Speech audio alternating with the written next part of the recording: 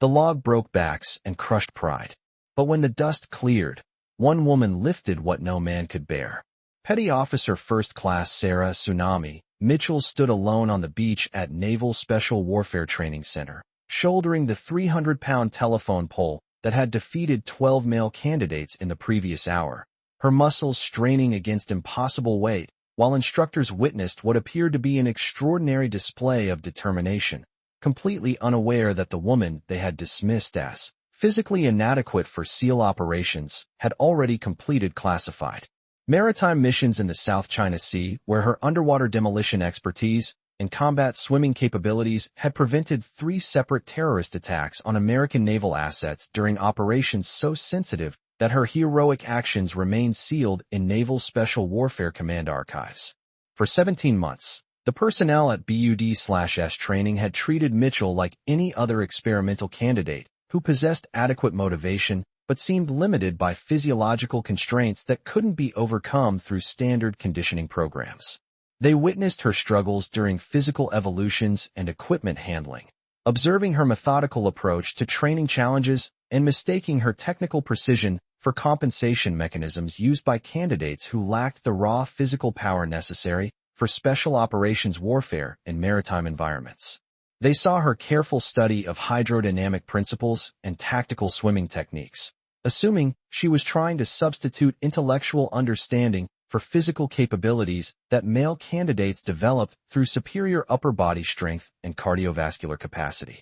Her quiet professionalism during training evolutions was interpreted as evidence that gender differences created fundamental limitations that would prevent successful completion of SEAL qualification standards. What they couldn't see beneath her standard Navy uniform and candidate designation was a classified operational record that included 24 months conducting underwater reconnaissance missions for Naval Special Warfare Development Group in the Pacific Theater, where her diving expertise and maritime combat skills had enabled successful completion of special operations so classified that her achievements could only be acknowledged through personnel records accessible to DEVGRU leadership. With compartmentalized security clearances, Mitchell had voluntarily entered BUD/S candidate training not because she needed basic SEAL qualification, but because her previous assignment had concluded with her conducting solo infiltration of a Chinese naval facility to plant surveillance devices on enemy submarines, leaving her with classified operational knowledge that made official SEAL qualification necessary for continued special operations assignments and career advancement within Naval Special Warfare community. Welcome to Silent Salute, where we honor the veterans whose greatest triumphs often emerge from moments when everything seems impossible. Their extraordinary capabilities concealed beneath training challenges, while their battle-tested strength awaits recognition that reveals the unbreakable determination protecting freedom through physical courage that carried impossible burdens when mission success meant refusing to accept defeat under the most demanding circumstances. Before we unveil this remarkable story of breaking barriers that transformed an entire training command, tell us in the comments about a time when you witnessed someone achieve what everyone said was impossible and completely changed your understanding of human potential and determination. And if you believe that true strength is often found in those who carry burdens others cannot bear, hit that subscribe button to support our mission of honoring those whose courage under pressure demonstrates that limitations exist only until someone proves them wrong. The Naval Special Warfare Training Center at Coronado operated as the Navy's premier facility for SEAL candidate preparation, where sailors learned combat swimming and maritime warfare protocols that enabled successful execution of special operations requiring underwater infiltration and coastal assault capabilities.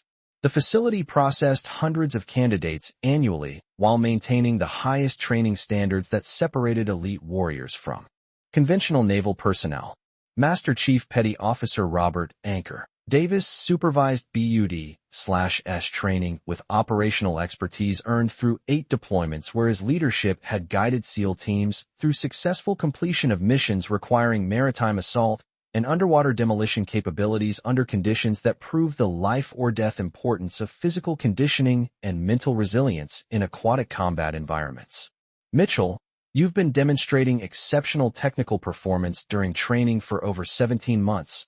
but physical evolution scores indicate limitations that would prevent successful completion of SEAL qualification standards. Have you considered transferring to naval intelligence or logistics specialties that would utilize your analytical capabilities without requiring the physical demands of special operations warfare? Mitchell continued her conditioning routine with precision learned from combat zones where mission completion meant survival for entire special operations teams conducting classified maritime infiltration behind enemy lines. Her response reflected years of experience with underwater operations where fundamental principles of never surrendering had enabled tactical success against overwhelming environmental challenges and enemy resistance. Master Chief Bud/S training allows me to contribute to SEAL readiness while proving that determination can overcome physical challenges that might seem insurmountable. These evolutions prepare candidates for whatever maritime missions require, and someone needs to demonstrate that qualification standards measure warrior capability rather than gender-based assumptions about operational effectiveness. Petty Officer Second Class James Iron Thompson recently arrived at BUD/S after completing Fleet Marine Force training and eager to establish credibility within the competitive SEAL candidate community. Couldn't understand why someone with Mitchell's obvious physical limitations would persist through training evolutions that regularly defeated male candidates with superior strength and conditioning. Mitchell, I respect your determination, but we need to acknowledge biological realities about physical differences that affect special operations performance. These training standards exist because SEAL missions require capabilities that depend on raw strength and power that can't be developed beyond certain physiological parameters. Mitchell's response demonstrated understanding gained from classified missions where environmental challenges had been overcome through technical expertise and tactical adaptation rather than brute force approaches. She knew that SEAL effectiveness required comprehensive preparation that enabled operators to accomplish missions regardless of physical obstacles that might compromise operational success through conventional methods. Thompson, successful special operations depend on tactical innovation and technical precision that enable mission accomplishment when conventional approaches fail. Whether you're conducting underwater demolition or carrying heavy equipment, operational effectiveness serves SEAL objectives through adaptation and determination that overcome apparent limitations. The speculation began when naval special warfare instructors noticed Mitchell's performance during water evolutions that contradicted her struggles with land-based physical challenges, leading to discussions about her background and specialized training that might explain her exceptional maritime capabilities despite apparent limitations during strength-focused training exercises. Senior Instructor Master Chief Petty Officer Patricia Depth Charge Williams, whose operational experience included multiple deployments with SEAL delivery vehicle teams, organized informal evaluation designed to determine whether Mitchell's underwater performance represented natural aptitude or previous training that exceeded normal candidate preparation for BUD/S qualification standards.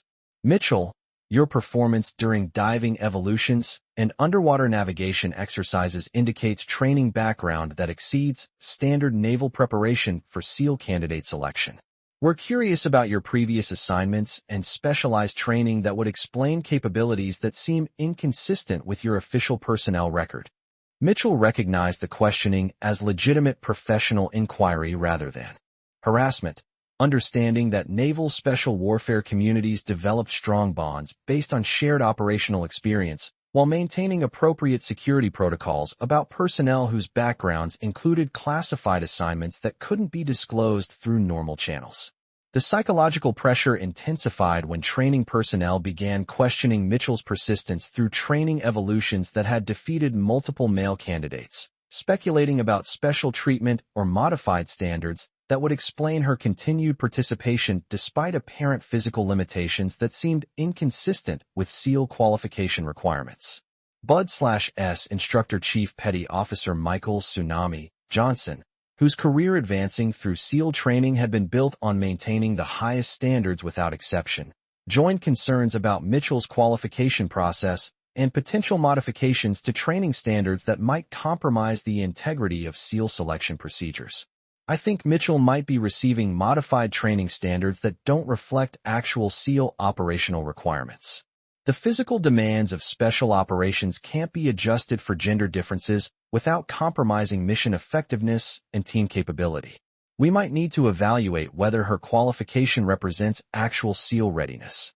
The rumors circulated throughout the training center, with instructional staff increasingly treating Mitchell as a candidate whose qualification might represent political considerations rather than operational readiness, creating professional skepticism about her capabilities and commitment to maintaining traditional SEAL training standards. The revelation that would expose Mitchell's extraordinary capabilities began during Hell Week log carry evolution, when candidates were required to transport telephone poles across beach obstacles that tested maximum physical endurance and team coordination under the most demanding training conditions designed to eliminate candidates lacking special operations potential.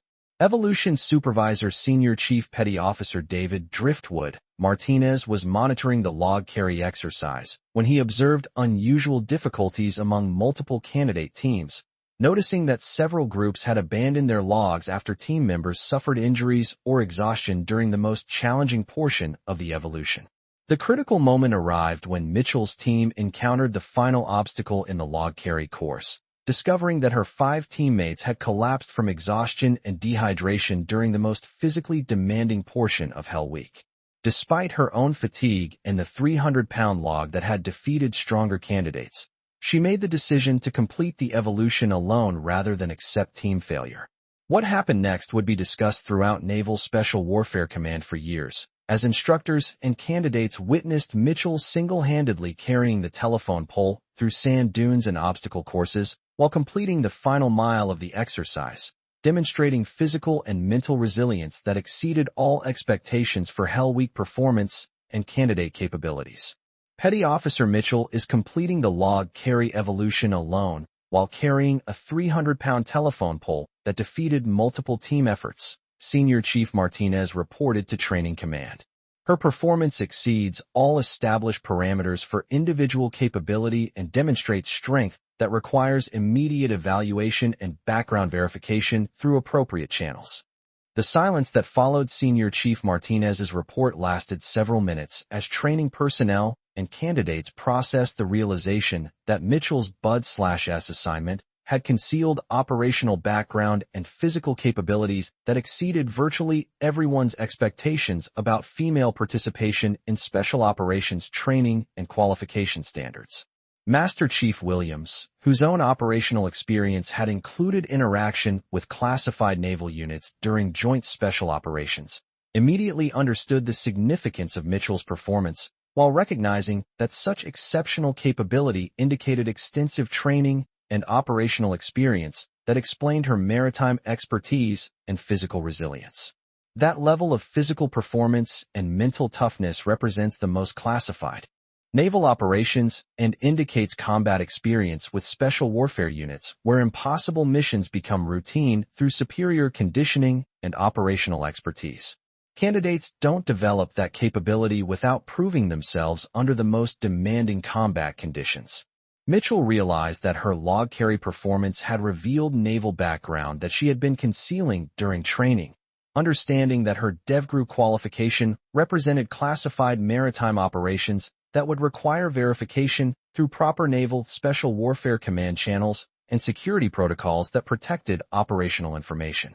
Master Chief, my previous naval service involved underwater reconnaissance operations for Naval Special Warfare Development Group during classified missions in the Pacific Theater where physical endurance and maritime expertise meant the difference between mission success and losing entire special operations teams behind enemy lines. The investigation that followed began when Senior Chief Martinez contacted Naval Special Warfare Development Group to verify Mitchell's military credentials through official channels that maintained records of special warfare personnel and their operational assignments during classified maritime missions and underwater combat operations. Admiral Patricia Trident Rodriguez, Naval Special Warfare Command commanding officer with extensive DEVGRU liaison experience, personally conducted verification of Mitchell's naval background and discovered classified service record that confirmed her special warfare qualification and maritime combat achievements during missions that remained highly classified due to operational sensitivity. Petty Officer Mitchell's DEVGRU qualification is verified, and her maritime combat record is exceptional. Her service with Naval Special Warfare Development Group involved underwater reconnaissance during special operations that required the highest level of physical conditioning under hostile maritime conditions. Her BUD/S training represents qualification upgrade rather than initial selection.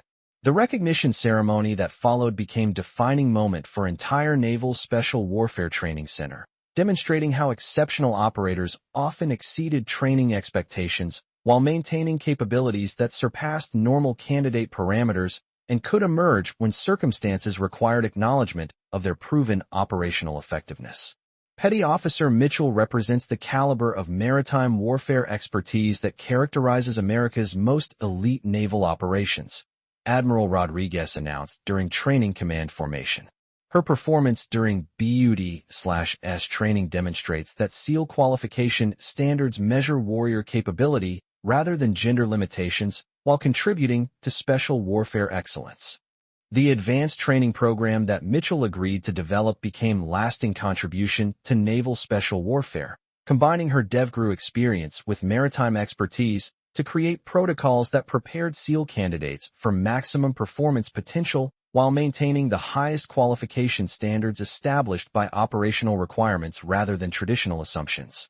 Her operational background transformed BUD/S training procedures while providing opportunities for candidates to learn maritime techniques from combat-proven special warfare operator whose experience exceeded conventional training parameters and represented the evolution of special operations capabilities regardless of gender considerations. Master Chief Davis, recognizing that his assessment of Mitchell's qualification potential had been based on incomplete understanding of her DEVGRU background and maritime combat achievements, approached her with professional respect and appreciation for capabilities that exceeded standard training expectations for candidate performance. Petty Officer Mitchell, I apologize for not recognizing your special warfare qualification and combat background earlier. Your naval credentials explain your exceptional maritime performance and physical resilience that exceeded training predictions while concealing extraordinary operational capabilities earned through the most demanding naval special warfare missions. Mitchell used her recognition to establish advanced maritime training programs that combined DEVGRU operational principles with BUD/S qualification standards, creating opportunities for SEAL candidates to achieve maximum performance potential through specialized protocols that prepared them for operational effectiveness regardless of physical or gender-based preconceptions. The most important lesson from special warfare training, Mitchell explained during tactical seminars that became standard throughout Coronado, is that mission accomplishment requires tactical adaptation and mental resilience that overcome apparent limitations. Whether you're conducting underwater demolition or carrying equipment through Hell Week, victory means refusing to surrender when team success depends on individual determination. The BUD/S assignment had provided Mitchell with opportunity to serve while advancing her special warfare qualifications, demonstrating that exceptional operators could contribute effectively to candidate training while maintaining capabilities that exceeded normal training expectations and specialized requirements for continued special operations assignments.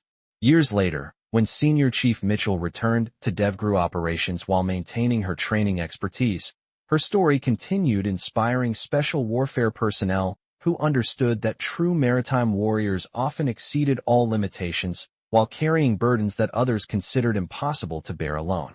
Her example reminded everyone that in naval special warfare, as in all special operations, the strongest operators often emerge from the most challenging training evolutions, and that sometimes the candidates who seemed least likely to succeed were those whose classified accomplishments had proven that determination could overcome any physical limitation when mission success required carrying impossible loads. The moment when she lifted that telephone pole alone had lasted only minutes, but its impact continued for years, demonstrating that true special warfare excellence often remained hidden until circumstances required operators to exceed all expectations and carry burdens that seemed impossible when team success depended on individual strength and unbreakable determination. This story was brought to you by Silent Salute. Before we leave you today, here's our question. Have you ever witnessed someone achieve what everyone said was impossible and completely changed your understanding of human potential and physical limitations? Have you worked alongside operators whose hidden strength emerged when impossible burdens needed to be carried alone? Tell us in the comments about times when someone's true warrior capability was revealed through extraordinary acts of determination that transformed your understanding of what it means to exceed every limitation when mission success depends on individual strength. And if you believe that the strongest operators are often those who carry what others cannot bear, hit that subscribe button to support our channel's mission of honoring those whose courage under pressure demonstrates that limitations exist only until someone proves them wrong. Nobody questions Mitchell's SEAL qualification anymore. Not after seeing her carry that 300-pound log alone and understanding that her strength had been proven in maritime combat zones where classified missions succeeded because someone refused to accept impossible when American lives depended on underwater courage.